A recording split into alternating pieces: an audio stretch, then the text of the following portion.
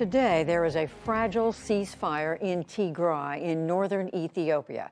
After Ethiopian forces and their allies withdrew from the region they largely occupied late last year. It is for now a dramatic turn in a conflict that has killed thousands, uprooted millions, and featured atrocities the international community say were committed by the government of a Nobel Prize winning prime minister. As Nick Schifrin tells us, now Tigray rebels are claiming victory. And a warning, images and accounts in this report may upset some viewers. Today in Tigray, celebration for what Tigrayans are calling Liberation Day. In the city of Shire, residents posted cell phone videos of Tigrayan rebels entering the city, flying the Tigrayan flag. Just hours before, Tigray's capital, Mekelle, erupted in fireworks after Ethiopian soldiers retreated. For the last 8 months, those Ethiopian soldiers, with allies from neighboring Eritrea, left a trail of scorched earth. They occupied much of Tigray in a conflict with Tigrayan military and political forces who used to run the country and recently defied Nobel Peace Prize winning Prime Minister Abiy Ahmed.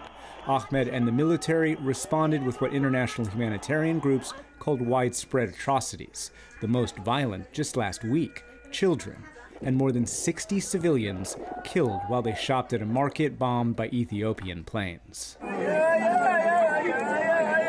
Families wailed and waited for 27 hours for international healthcare workers to arrive after Ethiopian ground troops blocked access. When a convoy of ambulances finally carried away the wounded, so many arrived at a hospital 20 miles away, the rooms overflowed and the lobby became a triage center. The victims barely older than this civil war.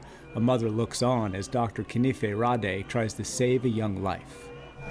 We can see this patient has been sustained injury to the abdomen and the chest. Ethiopian soldiers are accused of systematic rape. This teenager is 6 months pregnant. She says nowhere in Tigray was safe. If you stay home, you will die. If you go out there, you will die. If I'm going to die anyway, I would rather die fighting. And Ethiopia used hunger as a weapon of war.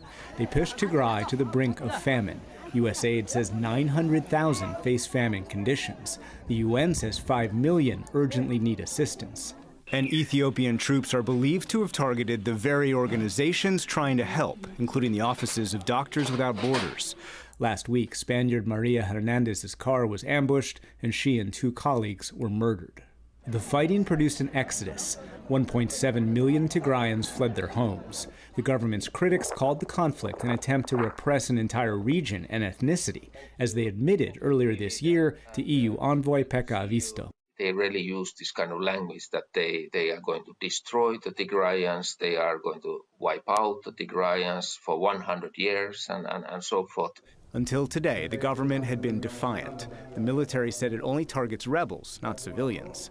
Abiy denied Tigray was experiencing famine, and during recent parliamentary elections, he promised to unite the country.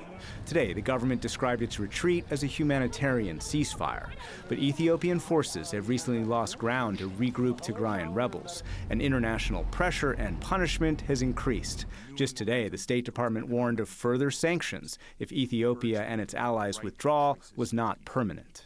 If the government's announcement of a cessation of hostilities does not result in improvements and the situation continues to worsen, Ethiopia and Eritrea should anticipate further actions. We will not stand by in the face of horrors in Tigray.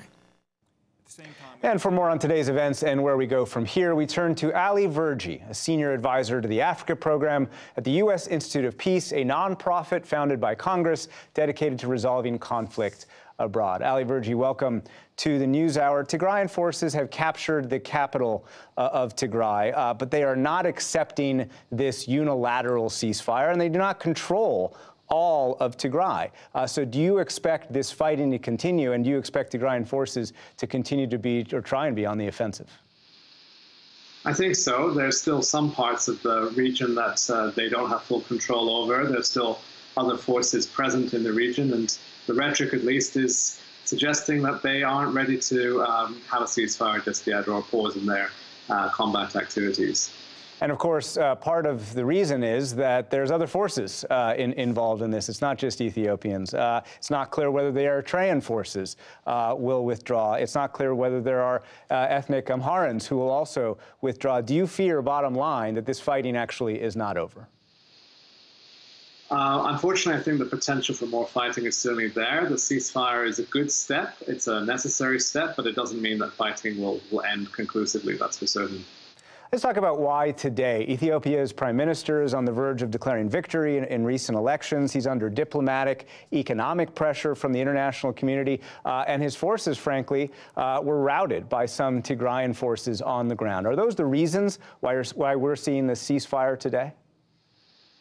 I think broadly that those are the reasons. Clearly, the military advances of the Tigrayan forces in the last few days have been rather rapid, have been rather decisive in terms of their effect, and that has put the government of Ethiopia, the forces of the federal government, under significant pressure.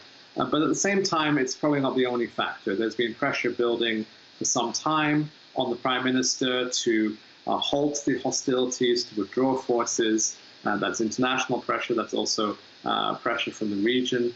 And the fact that the elections are now out of the way also perhaps plays a role, because prior to the elections, there was a great deal of discussion within Ethiopia and other parts of the country about just how necessary it was to continue this conflict. A lot of people thought the war was necessary, and actually there was a degree of popularity attached to it. So clearly acting before the elections might have been more difficult for the prime minister, but with the elections out of the way, that's no longer the same consideration it once was. How important is this moment for the future of Ethiopia? What's the risk if the prime minister doesn't start a genuine political dialogue with Tigray? There are other nationalist movements in Ethiopia who are certainly watching this moment closely.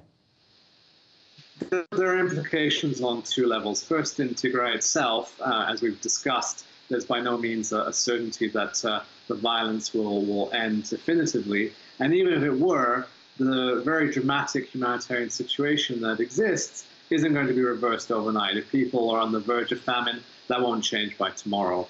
As you say, elsewhere in Ethiopia, there are also plenty of problems of insecurity, of grievance. They aren't necessarily directly related to Tigray. In most cases, they're not.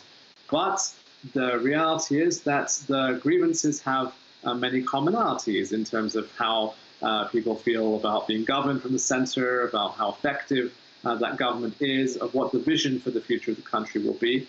So in that sense, people are certainly looking at what's happening in Tigray. And on the humanitarian side, finally, how dire is the situation for the displaced and for refugees? Are they getting what they need? There seem to be around 2 million people who are internally displaced. The number of refugees is much smaller, but still a significant one. What we know at the moment is that humanitarian access has been a severe challenge, and that most people who are in need of assistance haven't been getting the sufficient assistance that's required. So one real test now will be to see if the ceasefire actually changes the humanitarian access questions. If you look at what happened as the federal forces withdrew, with attacks on the offices of UN agencies, for example, the looting of some equipment, it wasn't a very promising sign. We'll have to see if in the next few days and weeks that improves, and if there's a genuine attempt to allow humanitarian access and humanitarian assistance to come into where it's needed most. Ali Verji of the USIP, thank you very much.